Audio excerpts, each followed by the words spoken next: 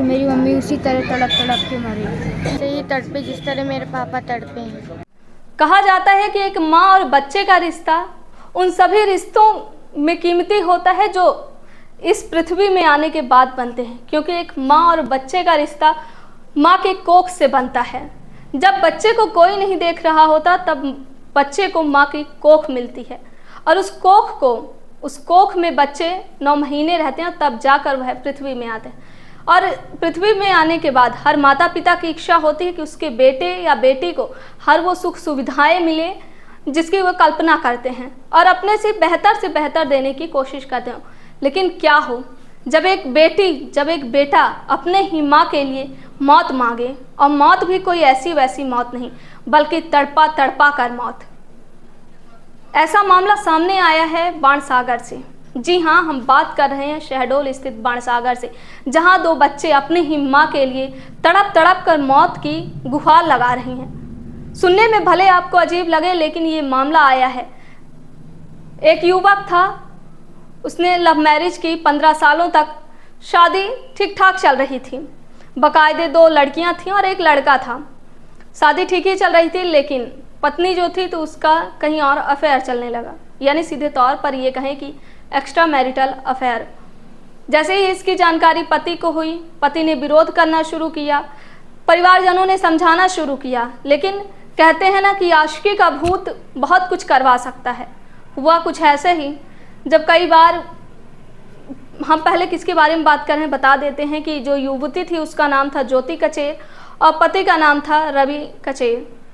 दोनों अच्छे थे, सब चीज़ ठीक ठाक चल रहे थे। शादी में रस्में कस्में वादे निभाए गए। कहते हैं कि जब इंसान प्रेम में होता है तो बहुत सारे रस्में कस्में वादे निभाता है, लेकिन जब निभाने की बारी आती है ना तो फिर बड़े बड़ों के दम बिगड़ जाते हैं। कुछ ऐसा ही हुआ इस कहानी में।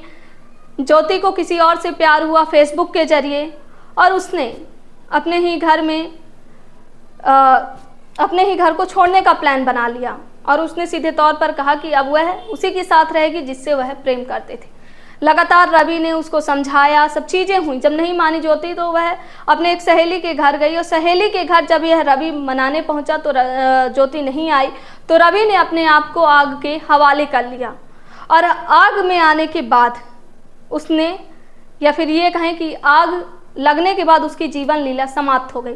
बाणसागर से रीवा लाया गया, संजय गांधी अस्पताल लाया गया, जहां उसको एक दिन का इलाज किया गया, दूसरे दिन उसकी मौत हो गई। रवि 3 बहनों के बीच एक भाई था। माँ बाप ने बहुत लाडो प्यार से पाला था, और हर माँ बाप की इच्छा होती है कि उसके बेटे या बेटी का घर अच्छे से हो, सुकून से बसे।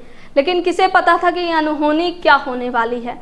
महज प्यार मोहब्बत के लिए जिस युवती से उसने शादी की, सपने देखे 7 जन्मों के लिए, लेकिन वो 7 जन्म भी ना निभा सकी, और किसी तीसरे की एंट्री ने एक जीवन समाप्त कर दी। अब इन सब के बीच उन बच्चों का भी बयान बेहद अहम है, जो पूरी तरह से मांग कर रहे हैं अपनी माँ के लिए, मांग कर रहे हैं उस माँ के लिए तड़प तड़प कर मरने की। हालांकि इससे पहले बच्चों ने बताया कि पिता ने एक बार और फांसी का अटेम्प्ट किया था, लेकिन उनके जो बब्बा जी थे उन्हें बचा लिए।